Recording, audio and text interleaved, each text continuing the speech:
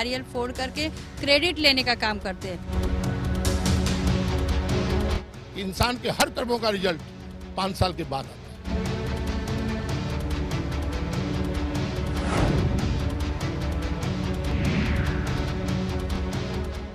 Break के बाद आपका बहुत बहुत स्वागत है। आप देख रहे हैं मुंबई की आवाज़। मैं अभी इन सारे लोगों के साथ हूँ जुहू सर्किल पर। आपको एक बार दिखा देना चाहेंगे, ये पूरा इलाका जो है बहुत ही पॉश इलाका है। यहाँ बहुत ही बड़ी बड़ी इमारतें हैं। यहाँ पर इस्कॉन मंदिर है, बड़े बड़े फिल्म स्टार्स रहते हैं, यहाँ पर माधुरी दीक्षित रहते हैं, गोविंदा रहते हैं। और साथ ही साथ आपको बता दें कि कभी यहाँ पर अमोल पालेकर भी और दिव्या भारती भी रहा करते थे। लेकिन अगर हम अमिताभ बच्चन भी रहते हैं पास में ही। लेकिन यहाँ के जो आम आदमी है, यहाँ के जो आम लोग हैं, उनके मन में काफ़ी कुछ समस्याएं हैं, उनसे ही जानते हैं। खासकर हम युवाओं की बात करें तो युवाओं को ये समझना जरूरी है कि मोदी साहब दावा करते हैं कि युवाओं का देश है, आने वाला दिन पूरा युवाओं का है। आप युवा हैं, कभी कुछ सोचा है अपने लिए? जी हाँ, ज़रूर सोचा है मैंने इसके लिए, क्योंकि एज अ यंगस्टर मैं इस सोसाइटी में स्टैंड करता हूँ। मगर ज़्यादा से ज़्यादा हर एक ऑफिसर, ज़्यादा से ज़्यादा आप गवर्नमेंट कोई भी ऑफिस में आप चले जाते हो तो हर जगह का आपको कोई ना कोई ये रहता है। ज़्यादा पुअर लोग, अगर गरीब जो मिडिल क्लास है वो जाता है अगर लाइसेंस बनाने, तो उधर जाकर लोग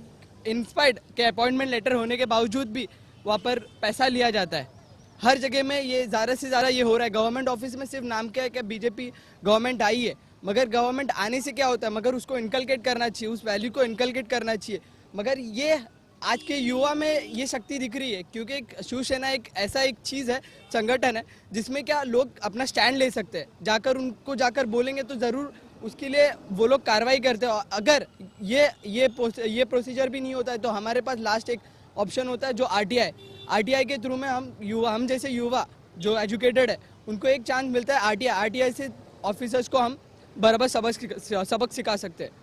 और मेरा एज अ यंगस्टर मेरा ये मानना है क्या, युवा सेना जो कि मैं आज ये युवा सेना को ज्वाइन करने जा रहा हूँ, क्योंकि मैं सोसाइटी में एक स्टैंड लेना चाहता हूँ। इस सोसाइटी में ये स्टैंड लेना चाहता हूँ कि जितना भी करप्शन ऑफिसर्स है, बीएमसीज हो गए, आरटीओ हो गए, पुलिस स्टेशन हो गए, अगर आपको पुलिस स्टेशन में जाना हो तो 10 पब्लिक का सपोर्ट लेना पड़ता है, मेजॉरिटी। अगर आप अकेले स्टैंड लेना चाहते हो तो आपको जाने के लिए मना करते हैं। सीधा बड़े से बड़े ऑफिसर्स बोलते हैं कि नहीं, तुम नहीं आ सकते हो क्योंकि तुम उस पोजीशन के नहीं हो। अगर कोई बड़े ऑफिसर को किसी को नेता को फ़ोन करे तो जाकर कंप्लेंट लेते हैं। तो ये सब सारी चीज़ कंप्लेंट ख़त्म होना चाहिए। ये क्या एज अ यंगस्टर मेरा मानना है कि सबको इक्वल जैसा राइट्स मिले।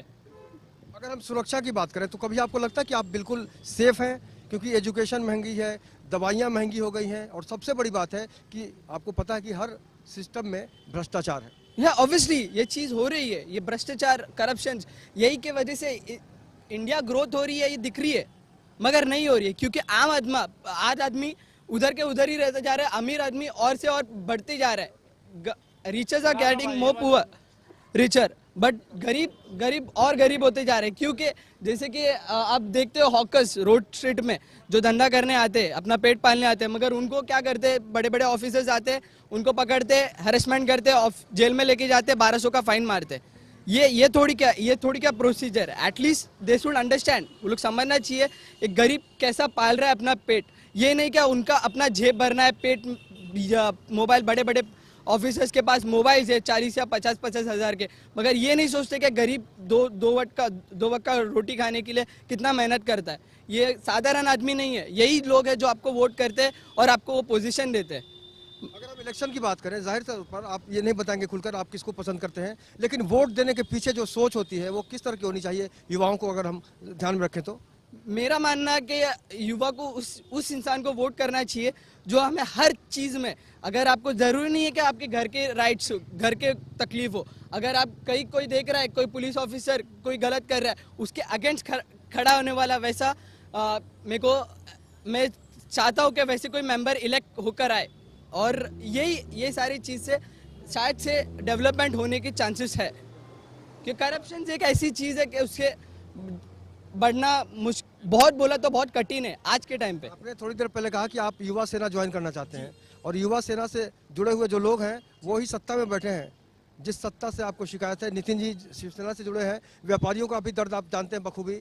ये जो युवाओं में जो सोच आई है कि सिस्टम में, बता देता हूँ, इस समय हमारी जो सरकार है 2 भागों में, एक बीजेपी एक सेना।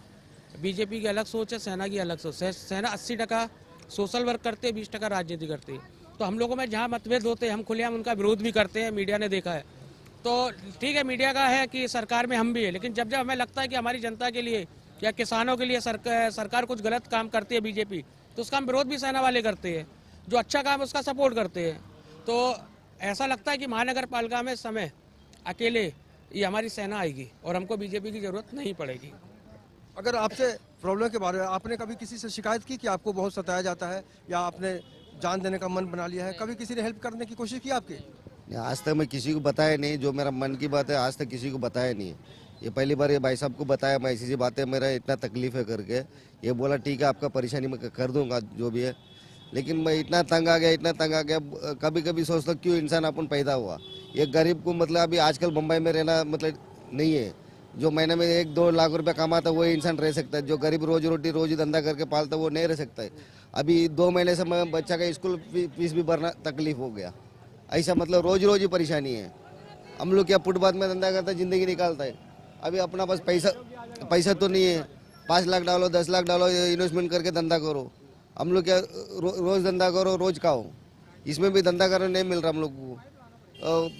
जो ज़्यादा परेशानी है, मैं पूरा डिटेल बताएगा तो आप भी परेशान हो जाएगा, हमको और तकलीफ हो जाएगा। मैं तो बहुत परेशान हो रहता ही हूँ। नहीं, जो आप भी परेशान है लेकिन हमारा ज़्यादा परेशानी हो जाएगा। जो अभी हफ्ते में 2-3 दिन हमारे को धंधा करने मिल रहा है वो भी नहीं मिलेगा। ये जो परेशान होने की आप बात कर रहे हैं, निश्चित रूप से कहा जा सकता है कि एक आम आदमी जो देश की आर्थिक राजधानी में रहता है, 25 सालों से व्यापार करता है, धंधा करता है, लेकिन अगर जुहू इलाके में इनका जो हम रिश्ते की बात करें तो 1 साल से यहाँ पर ये काम कर रहे हैं, उसके बावजूद इनके मन में कॉन्फिडेंस नहीं है। आपने भी यहाँ के बहुत सारी समस्याओं को देखा है। ये जो भाई साहब बता रहे हैं, क्या आपको लगता है कि हमारा सिस्टम कहीं ना कहीं से इस आदमी के तकलीफ को नहीं समझ रहा है? आदमी क्या सुनेगा, गवर्नमेंट नहीं सुनती है। हम एक अर्जी लगाते हैं पुलिस स्टेशन में, पुलिस वाला हमको अरेस्टमेंट करता है, बोलता है तेरा अनलीगल बाटला है। अरे चोरी करके नहीं लाया भाई, पैसे दे के खरीदा है, भले ब्लैक से खरीदा है, भले मेरे पास नहीं है। ऐसे सब करके चार्ज मारता है 1250, 5000 भर, 12000 भर।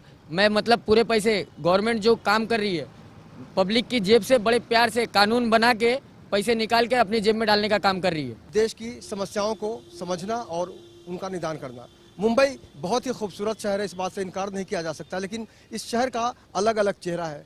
कहीं कहीं गगनचुंबी इमारत है, मुंबई खूबसूरत है, चमक दमक है, तो कहीं ये ऐसे भी लोग हैं जहां पर बिल्डर का खौफ है, पुलिस का खौफ है, गुंडों का खौफ है। जाहिर तौर पर हर किसी के मन में एक डर है।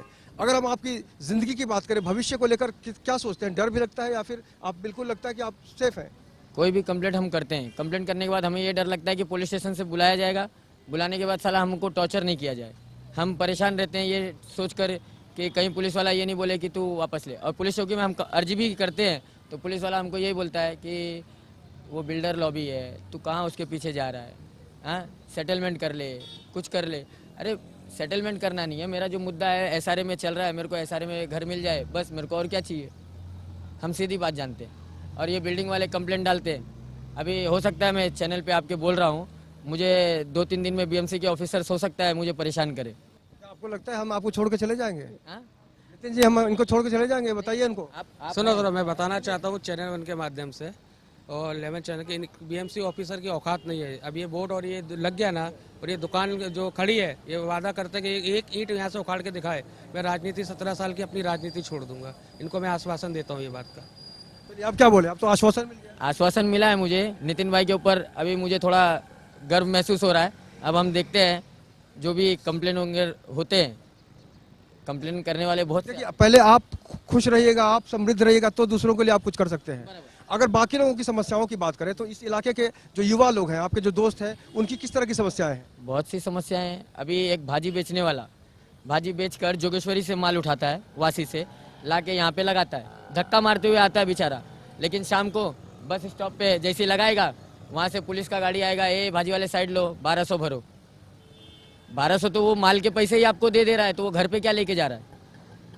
धक्का मार के वो आ रहा है तो उस टाइम पे धक्का मार के एक ट्रैफिक वाला भी उसको हेल्प नहीं करता है कि भाई तू थोड़ा आगे ले ले, बोझा ज़्यादा लदा हुआ है, थोड़ा आगे ले करवा दूँ, ये सोचता नहीं है कोई। लेकिन चार्ज मारने के लिए गवर्नमेंट सरकार ने बड़ा अच्छा नियम निकाला है, ले लो 1250 इनसे ले लो, कैसे भी आवे अपने खाते में आवे। नितिन जी, ये इस तरह की जो समस्याएं हैं कि गरीबों को जो परेशान करने की कोशिश है, आपकी संस्था ने कभी कुछ तय किया है? देखिए ऐसा है, मैं एक ही वर्ड बोलता हूँ, अगर व्यापारी हमारे साथ जुड़ जाएगा, उसको मान सम्मान और उसकी रक्षा करने का मेरा अधिकार है। अब ऐसे पूरे देश में समस्याएं हैं, लेकिन मेरे तक नहीं आ रही है तो मैं उसका कोई रुझान नहीं कर सकता हूँ। मेरे सामने अन्ना की समस्या आई है, उसको निपटाएंगे। यहाँ की और भी समस्याएं हैं, हमने संदीप को बोला हम करेंगे, यूथ के लोगों ने बोला है उसको भी हम निपटाएंगे। लेकिन जब तक चीज़ें सामने नहीं आएंगी हम उसका कुछ नहीं कर सकते। मैं लेमन चैनल के माध्यम से फिर बोलता हूँ, कोई भी समस्या है, हमारा कार्यालय है, हमारे टेलीफोन नंबर है, आप हमें लिखित में दो। मुँह जबानी सरकारी काम कुछ नहीं होगा, आप हमें लिखित में आपकी शिकायत दो, हम शिकायत आपकी जिस अधिकारी से होगी हम वहाँ तक पहुँचाएंगे और आपको न्याय दिलाएंगे। ये मेरा पूरा वादा है। अगर आपके काम में बीजेपी वाले रोड़ा डालेंगे तो कैसे टकराएंगे उनसे? अरे उनकी औकात क्या है यार, उनको बड़ा करने वाली हमारी सेना है।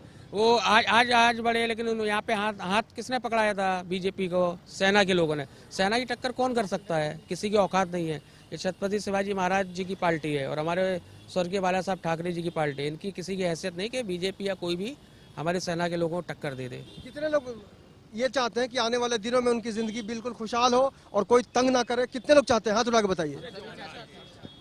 तो यही है, ये मुंबई के लोग हैं और यही चाहते हैं कि आने वाला जो दिन हो सुखद हो, खुशनुमा हो, क्योंकि आम आदमी बिल्कुल यहाँ पर टैक्स देता है और उसकी जिम्मेदारी सिर्फ यही है कि मुंबई को विकास में अपना योगदान दे। लेकिन अगर हम समस्याओं की बात करें तो वो जस की तस खड़ी है। आज के इस सफ़र में इतना ही। अगर आपके आसपास भी कोई समस्या है तो आप हमें फ़ोन कर सकते हैं। आज के इस सफ़र को ही विराम देते हैं। कल फिर मुलाकात होगी किसी अलग मुद्दे के साथ। तब तक मेरे कैमरामैन रविंद्र पवार के साथ मुझे यानी अवनिंद्र आशुतोष को दीजिए इजाज़त। नमस्कार।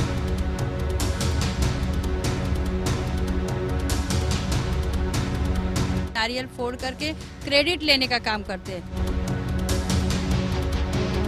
इंसान के हर कर्मों का रिजल्ट 5 साल के बाद आता है।